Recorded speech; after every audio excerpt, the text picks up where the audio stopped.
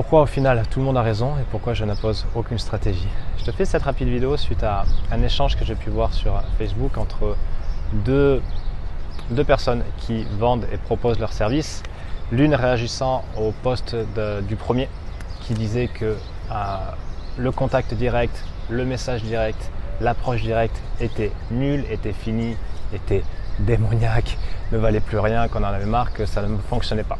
Une personne que je connais personnellement et qui a de très bons résultats avec l'approche directe a défendu son point de vue. Et donc il y a eu un mini clash gentil, pas méchant, où chacun était campé sur ses positions. Moi j'ai regardé ça un peu en souriant parce qu'au final tout le monde a raison.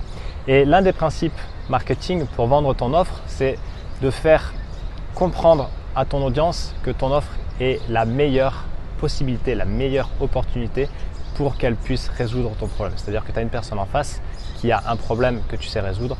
Ton objectif avec ta communication, avec tes messages, avec ton contenu, c'est la faire comprendre, en tout cas l'amener à réaliser que ton offre est la meilleure et la seule opportunité, la seule possibilité pour résoudre son problème. Donc bien sûr que chacun va défendre son beefsteak, bien sûr que chacun va descendre l'autre en disant mais non c'est nul, t'es trop has-been, c'est approche des années 2000, etc. Dans l'absolu, tout le monde a raison. Tout le monde a raison, pourquoi? Parce que dans l'absolu, ce qui est important de comprendre, c'est que tout fonctionne. Tout fonctionne ou ne fonctionne pas, mais tout fonctionne à partir du moment où on met suffisamment de ressources, de temps, d'énergie et surtout d'essais. Test and learn, d'essais pour faire en sorte que ça fonctionne. Un webinaire automatisé va fonctionner, de la stratégie purement organique, ça va fonctionner, que de la création de contenu, ça va fonctionner. Le contenu a intérêt à être béton.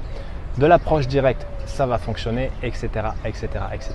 Après, le but du jeu, et c'est pour ça que j'impose aucune stratégie et je la définis lors du début de l'accompagnement avec les clients, avec chaque client, c'est que il y a quelque chose qui va te correspondre le plus. Est-ce que ça va être que de la création de contenu? Est-ce que ça va être que de l'approche directe parce que tu as un tempérament, tu es ainsi faite que contacter les gens directement, ça ne te fait pas peur? Est-ce que tu préfères faire du live? Est-ce que tu préfères faire des vidéos? Et tout ça, en fait, déjà, ça passe par une meilleure connaissance de soi et ça passe aussi par essayer. Exemple, hier, avec une ancienne cliente qui s'était essayée à l'approche directe et pour qui ça ne fonctionnait pas.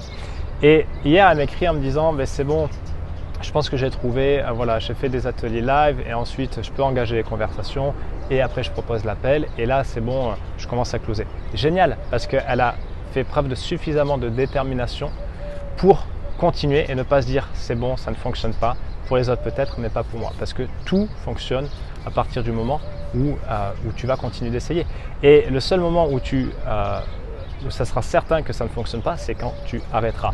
Donc le but du jeu, c'est à la fois tester pour savoir qu'est-ce qui fonctionne et ce qu'on aime nous, et à la fois travailler sur soi et apprendre à mieux se connaître pour savoir quelles sont nos forces, comment on peut en tirer parti et quelle est la meilleure stratégie pour nous par rapport à notre situation actuelle.